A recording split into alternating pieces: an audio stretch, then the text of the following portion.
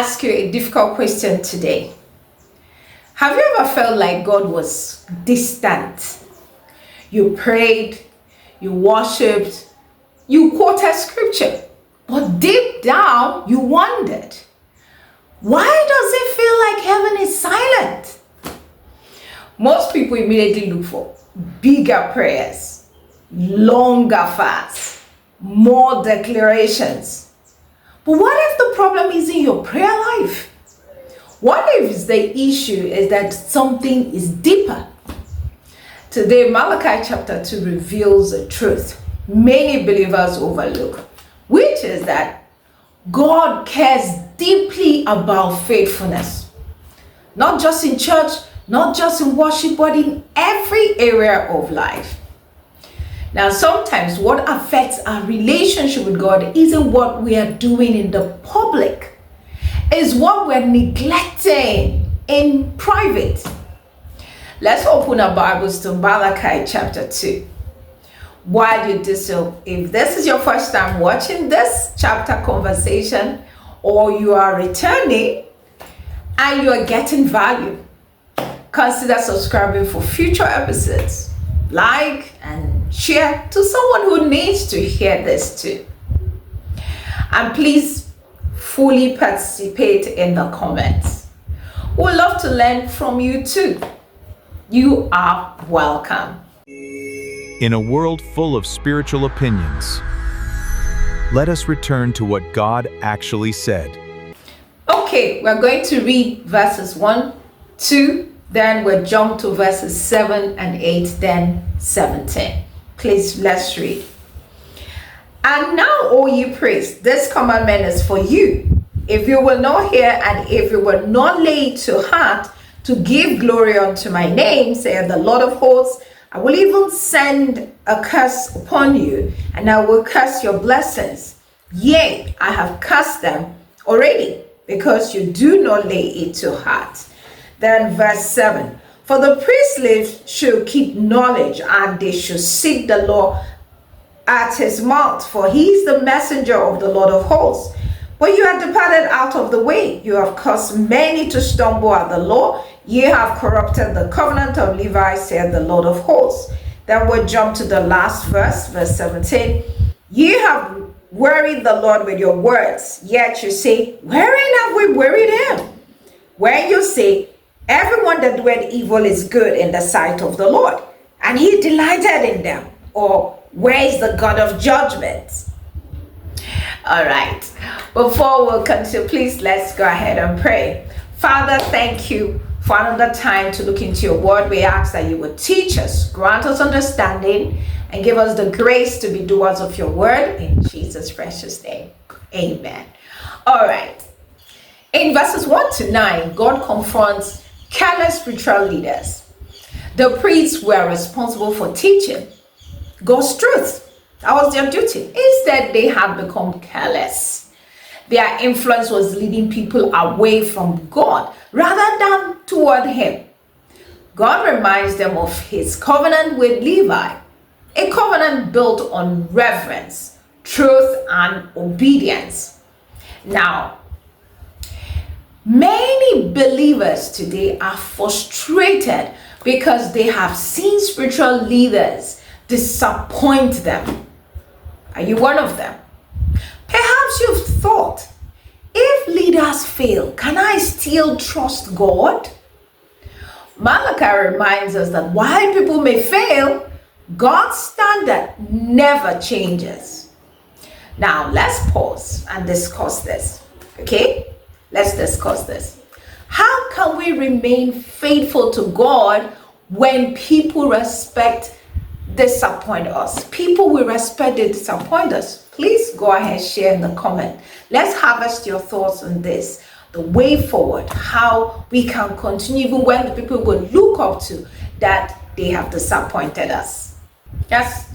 How can we remain faithful to God when people we respect, we honor, disappoint us? Yes. Please go to the comments. Let's harvest your opinions. Let's know the way forward from here. All right. In verses 10 to 12, we see that faithfulness matters a lot to God. The people had broken covenant relationship. They were mixing devotion to God with devotion to things God had forbidden. God calls this unfaithfulness. The issue wasn't merely their actions. It was divided loyalty. That was the problem. Many believers struggle here. Not because they hate God, no, but because they are trying to follow God while holding on to things He has asked them to release. God is not looking for partial devotion, not at all. He desires wholehearted commitment anytime, anywhere. Before we continue, please share in the comments this question that I have. What are some modern ways believers can develop divided loyalties? One I will mention is spending so much time on social media at the expense of their spiritual growth. So please go ahead, share in the comments what you think are the modern things that people do now, a way of showing divided loyalty. Okay, back to the chapter that we are discussing, Malachi chapter 2. In verses 13 to 16, which is the heart of the chapter, we see that God hates treachery. This section addresses marriage, but the principle extends beyond marriage. That's the truth. So we see here that God values covenant faithfulness. He cares about promises. He cares about integrity. He cares about how we treat people. Then comes one of the most sobering statements from this chapter. The people wondered why God was not accepting their offerings. And God revealed that their unfaithfulness was affecting their worship. Now listen to this powerful statement from this chapter. Many people want God's blessings. Few people realize God is also examining their faithfulness. Very deep. Now, I would like you to ask you this. Could there be an area where God is asking for repentance rather than another request in your life?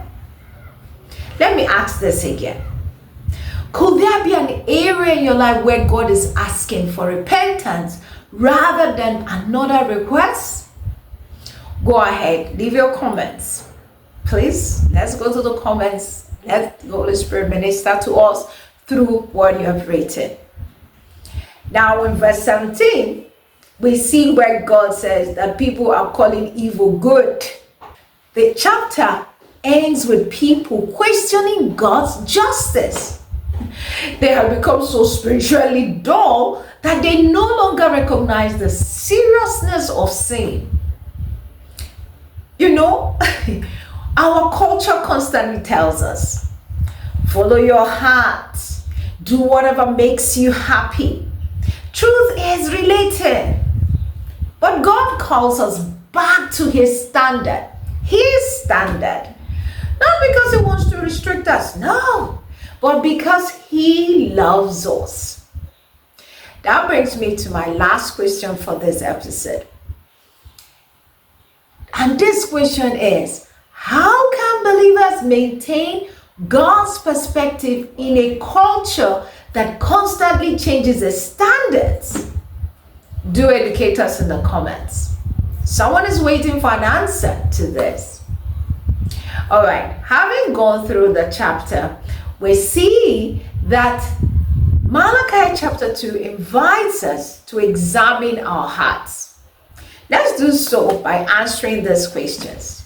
Number one, am I honoring God both in public and private life?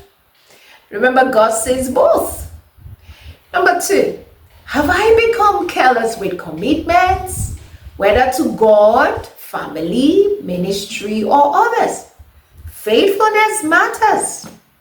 And number three, is there hidden compromise affecting my walk with God? Don't forget, the goal isn't condemnation. The goal is restoration. And number 4, am I asking God to bless what He is asking me to surrender?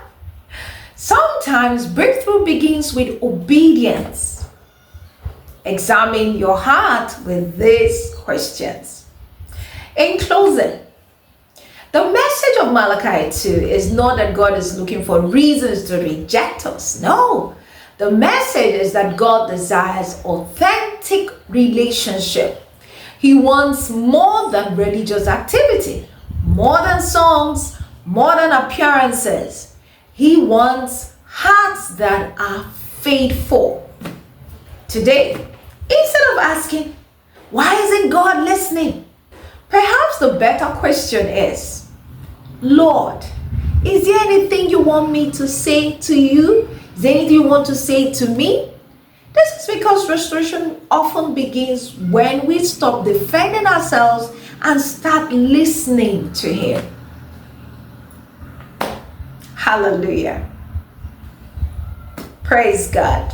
We've come to the end of today's chapter conversation. Before we go, please let's pray. All right. Father, thank you for loving us enough to confront the areas of our lives that need your touch. Search our hearts today. Reveal any compromise, divided loyalty, or hidden sin that may be hindering our fellowship with you. Help us become people of integrity, faithfulness, and wholehearted devotion. May our worship be genuine, O Lord. May our lives honor you, and may our relationship with you grow deeper each day. Father, this we pray in the name of Jesus. Amen. Thanks for watching. Do join us again here, the same channel, next Sunday. Time is 12 noon. Till next time, do have a wonderful full week. God bless you. Remember, hearing the word is not enough, then we must live it. If this message blessed you, like, comment what spoke to you, and share with someone who needs this truth. Subscribe and walk these steps with God with us.